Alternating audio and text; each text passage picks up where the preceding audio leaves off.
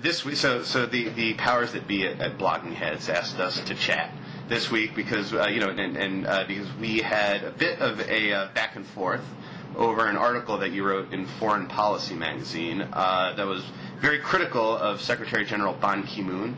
The deck, in fact, was read "The World's Most Dangerous Korean." So you wrote that article. I responded to the article on UN Dispatch. And interestingly, Vijay Nambiar, the Secretary General's Chief of Staff, also responded. And Foreign Policy magazine put that all in sort of one package. And like I said, the powers that be at Blogging Head asked us to sort of take our disagreement to the airwaves. So why don't I let you just kind of kick it off and maybe explain sort of your criticism in your article. Well, Mark, the back and forth begins now because I didn't get a chance to respond to your response yet.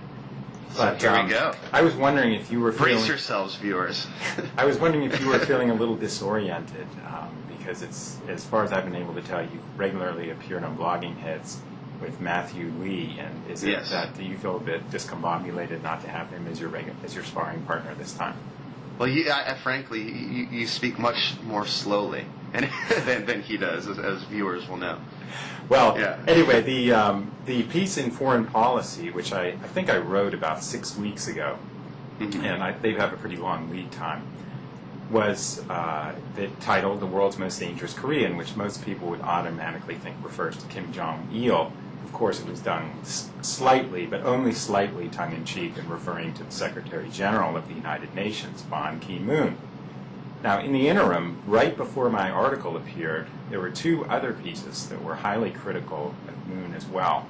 The first one was in the Financial Times from June 16th, which was called "This Quiet Raises Doubt Over Ban," and it said that the questioning of Mr. Ban's record has become a staple of conversation among staff at the UN's New York headquarters and of diplomatic chatter among the foreign missions that crowd Midtown Manhattan.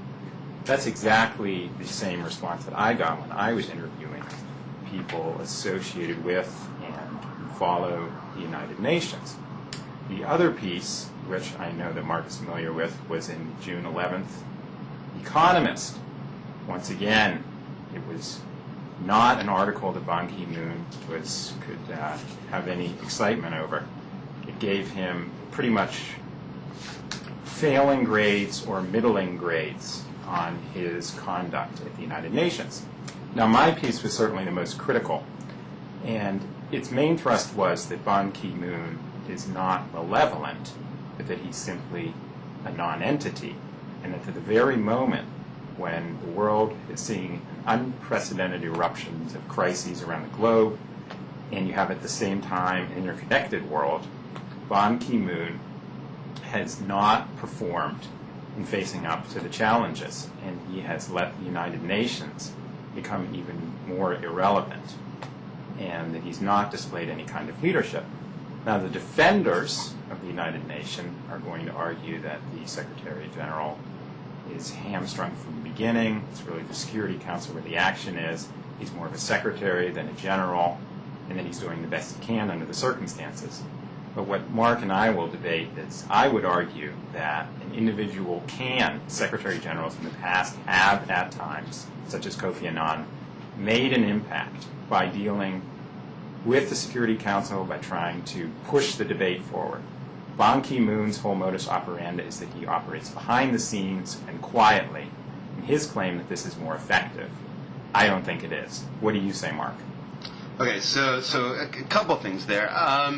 I think first, one of my biggest problems with your piece was it seemed to dabble almost in hyperbole that he is the world's most dangerous Korean. That seems a little over the top for two reasons. One, it seems that 2.5 years is a short period of time in which to make such a sweeping assertion. But more importantly, it seems that you kind of beat up the Secretary General by just sort of picking a number of global crises and asking, well, what's he doing about this? What's he doing about this? Without recognizing that, like you said, that the position of the Secretary General is one that in which the title is big, but the actual authority is quite small. He really doesn't have much power or much authority of his own. Frankly, he doesn't even have the power to hire or fire many staff as he sees fit. But one of the sort of in passing you criticized, for example, you criticized him for not doing enough on climate change, and I think to the extent that a Secretary General has authority, it is sort of this nebulous moral authority that he can wield. And like you said, I think Kofi Annan was effective in wielding that moral authority on human rights issues. I think Ban has been spending that moral capital on climate change.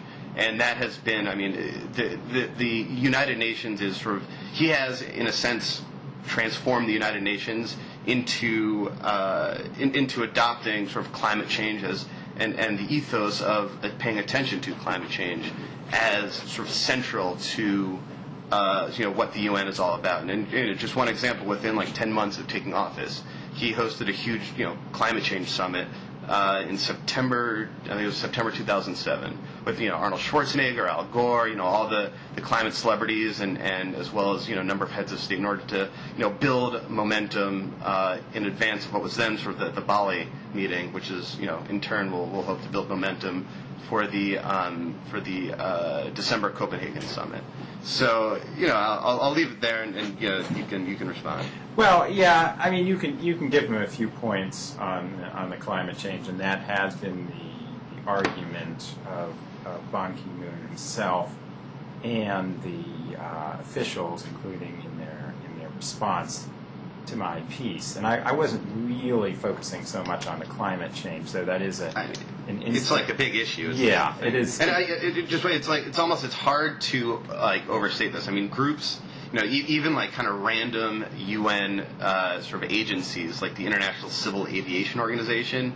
Right now you can go on their website and calculate how much carbon you've emitted by traveling on a plane that day. Or you can go to like the International Postal Union. Is now sort of advising post offices on how to and how to reduce their carbon. So it's a lot. Though Dan keeps getting dinged for his own. I mean, if you go down that road, he does keep getting dinged for personal lapses. I mean, there was a concert in New York, I think, a year ago that he just attended for a few hours and doubled the length of his. He took a trip around the world just to get to the concert and then sit back. And most recently, he's appointed a Swedish representative of a Swedish coal burning firm to the UN Climate Study Group, which he came under criticism for.